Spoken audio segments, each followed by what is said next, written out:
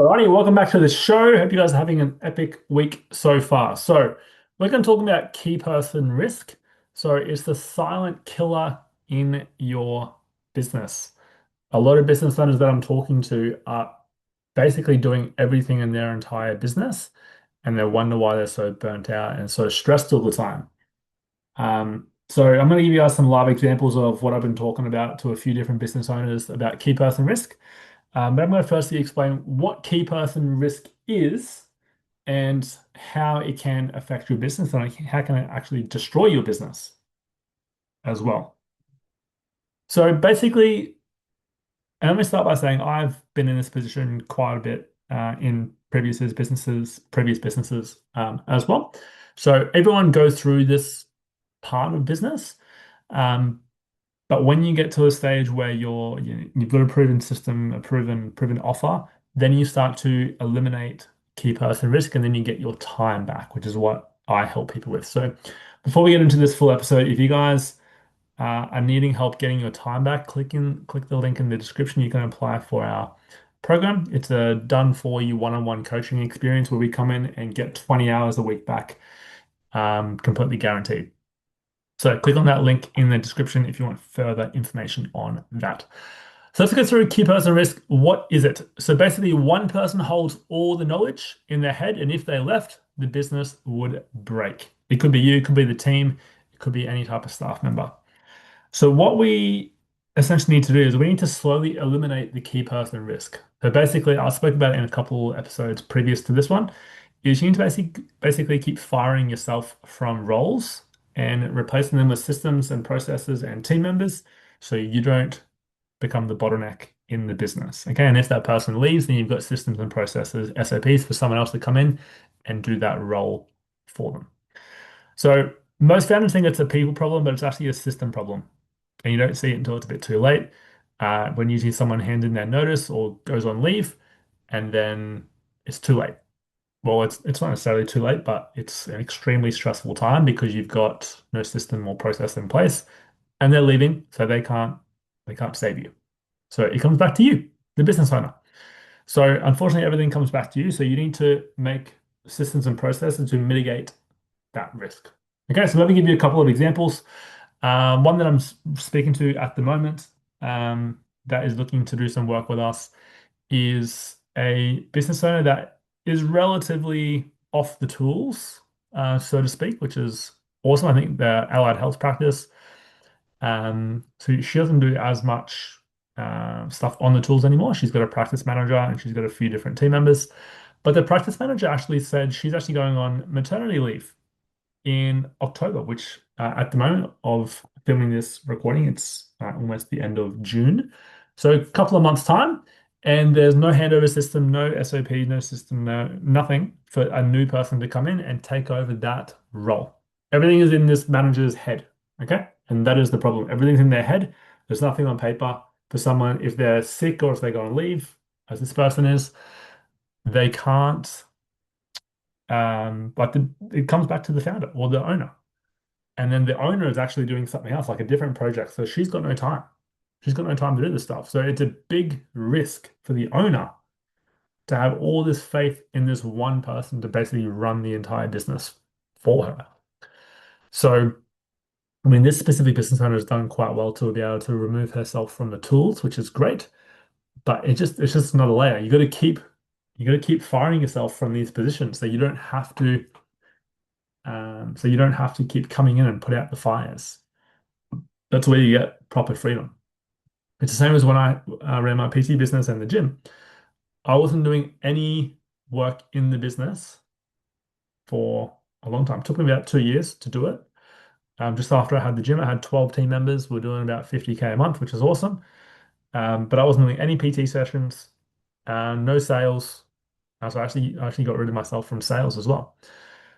So it takes a bit of time, but key person risk is one of the things that a lot of founders never get to because they're constantly just doing everything. They don't even get to the part where they are off the tools. So yeah, it's one part of business, obviously make good money and good revenue, but the second part is obviously getting your time back. So Another example that we'll go through is property styling business, and they're actually started working with us, which is super exciting. Um, a business partner is leaving for a month in August. So they realized she couldn't run the installs herself. There's no delegation and there's no system in place. So again, this is coming straight back to the founder or the owner, because if someone leaves, then there's no backup system. There's no system in place to hire someone to do that role. So it's all in the head. Okay, so this is where you got to get everything out of your head onto paper, onto systems, onto SOPs. So someone else can come in and do that role for you. Otherwise, you're gonna be forever needed by people to hold your hand. Another one, cafe owner that we're working with at the moment, not able to make a decision on a new venue opportunity because they don't have the right systems and processes in place to run the numbers to see if it's possible and a good option for them. This is a little bit different for key person risk, but they had the same problem with team members. I think they had like 15 or 20 team members in the cafe, but the owner or the founder is still caught up in the day to day because there's no systems and processes to be followed. So when we talk about key person risk, like this is the stuff that you should be thinking about. If you're doing everything yourself right now, the first thing that you should be kind of getting rid of off your plate is the admin side of things, like we talked about in the last episode. So either automating it or delegating it to like a VA or an admin person, training up the VA or the admin person. So you basically remove yourself from that role. So even if that person left, you've got the systems and processes to get someone else to come in and do that role. So you don't come back to that role. Okay, this is how you eliminate the key person risk. Once you've done that, then you got to get yourself off the tools, off the delivery. So I don't know, if you're in the trades, how can you get yourself off the tools? You hire someone else, but you need to train them as well. So you need to create systems and SOPs, expectations to train them. Same thing if you're doing, online coaching, bits like mentorship. Can you get someone else to take one-on-one calls? Do you have to do all the group coaching calls? Can you get a client success team?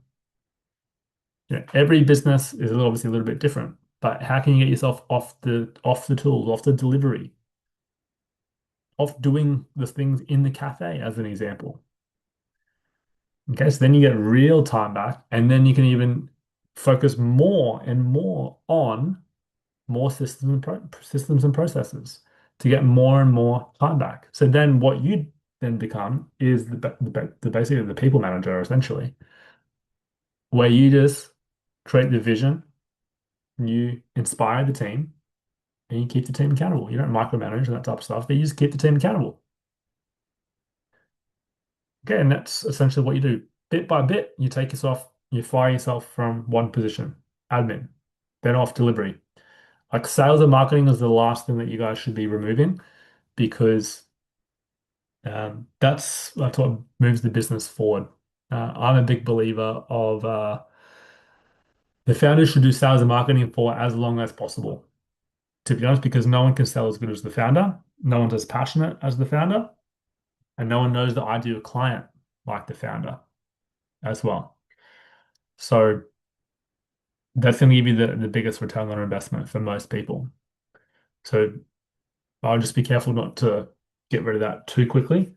Everything else like admin, management, that type of stuff should be done first before you get rid of that.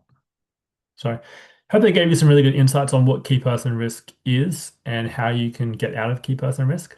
I've spoken about it a little bit on a couple of episodes ago, but I just wanted to make this episode so you specifically know what key person risk is, so you can start to do that process. And it's the same thing that we always talk about.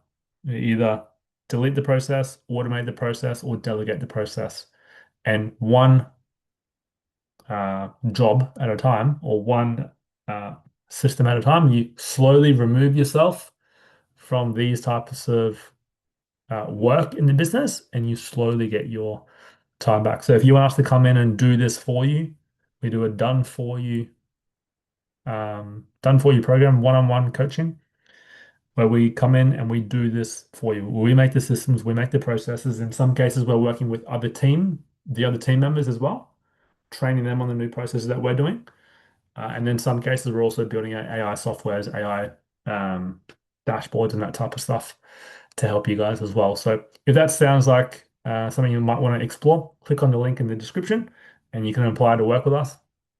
And if you qualify for it, you'll be able to book on a call and we can do what we call a leverage audit, where we basically audit your entire business and see what's possible. And then ideally, we all want to be able to see if we can get 20 hours a week back. But anyway, that's it for today. I'll see you next week. Bye for now.